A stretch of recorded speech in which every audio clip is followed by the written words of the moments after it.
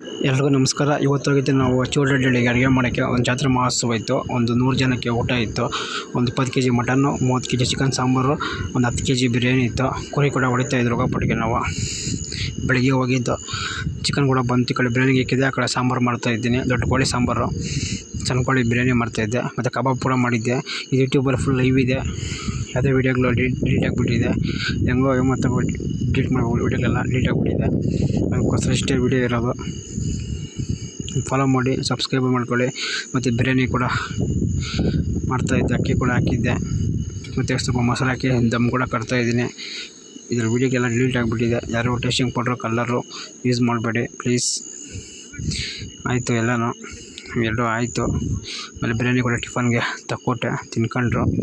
ಮತ್ತು ಈ ಕಡೆ ಒಂದು ಮುದ್ದೆ ಕೂಡ ಇಕ್ಕಿದ್ದೆ, ಮುದ್ದೆಗೆ ಇಕ್ಕಿದ್ದೆ. ಮುದ್ದೆಗೆ ಎರಡೂ ಒಂದೇ ಕಿತ್ತು ಹಾಕ್ಬಿಡ್ತೀನಿ. ಅಕ್ಕಿನೂ ನೀರು ಒಂದೇ ಕಿತ್ತು ಇಕ್ಬಿಟ್ರೆ ಅಕ್ಕಿ ಕುದಿಯೋಗಪ್ಪಟ್ಟಿಗೆ ಅಕ್ಕಿ ಬೆಂದೋಗುತ್ತೆ ನೀಟಾಗಿ. ಮತ್ತು ಸಾಂಬಾರು ಕೂಡ ಇಕ್ಕೋದಕ್ಕೆ, ಮಟನ್ ಸಾಂಬಾರು ಇಕ್ಕಿದ್ದೆ. ಅಷ್ಟೇ ವೀಡಿಯೋ. Thank you.